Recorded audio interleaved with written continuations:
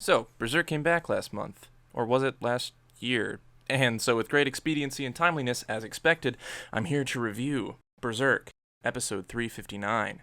Well, Casca is finally Casca again. I never thought I'd see the day. Really, I thought I'd be blind by then. She gets all trimmed up and back to her former glory. I got a weird rush of nostalgia when I saw this frame.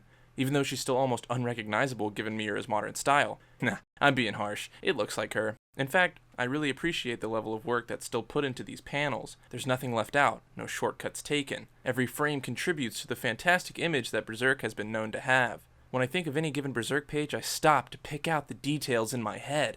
I can easily get lost in a single page of Berserk for minutes at a time. And second fact, that's why this recap took several months to complete. No other manga has captured my eye as much as Berserk has. And that's still true to this day. Not to mention the gravity of the storytelling. I mean, Casca simply walks out with battle gear on and I get this rush of schoolboy joy? She's here. She's back.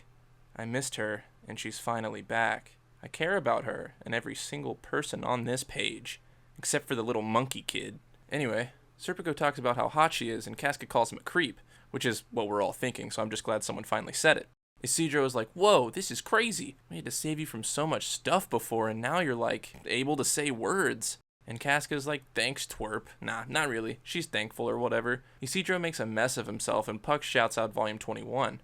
Also, Isma is here. Does anyone even remember that that's her name? I didn't. Casca remembers the ladies of the night that took her in and protected her, and how back then Farnese was also quite the twerp. Farnese and Casca catch up. A lot has happened since they first met. They're best friends now. This part was honestly really touching. Farnese really did do her best. Transformed around Casca, really. Then Casca gives Shirka, like, an afterthought of gratitude, but Shirka's cool with it. Isidro's like, dang, a woman with a sword? I thought that was a joke. Prove it. Casca was cool with that comment for whatever reason and fights some golems. Whoa. One lifeless husk raises its sword and Casca moves to strike. Not really sure what happens here, but it seems pretty effortless. Can't wait for a Berserk anime to make this scene look absolutely atrocious. Is the anime still a thing? She cuts its freaking head off and then plows down the other two, barely breaking a sweat. Atta potato. Everyone blows their respective load over how cool she is. Even Casca herself is surprised at how she's retained all this skill. Me too. She was an idiot for a very long time. But hey, ultimately skilled swordplay is like riding a bike. Exactly akin to riding a bike. And then bam, we get into the real action. Isidro versus Casca, fight of the century. See you guys, we're gonna go somewhere else. Shirka and Farney go to the Guts tree. Guts is super cool about the whole thing. Lets Casca take her time. Have some fun. The main witch lady states the obvious and Farnese brings Casca over. The chills these panels bring. Years of waiting. She says his name.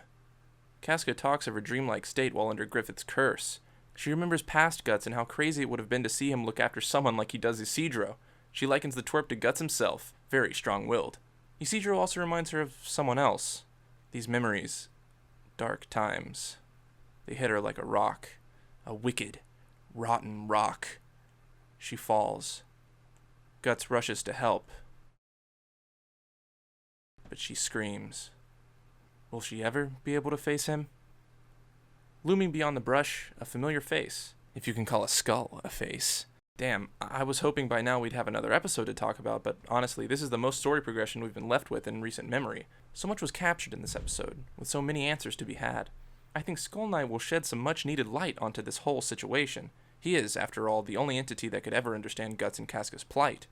Perhaps we'll be given insight to his background with the God Hand and Berserk armor. Perhaps he and Flora underwent similar tragedies. I have a feeling a lot may be answered next time. Before next time, I think I may review the first couple chapters of Miura's newish manga, Doranki. Or maybe I'll do a Berserk recap of sorts. Either way, until then, keep it real Berserk out there. Thanks for watching, and may the God Hand bless you with a fist bump.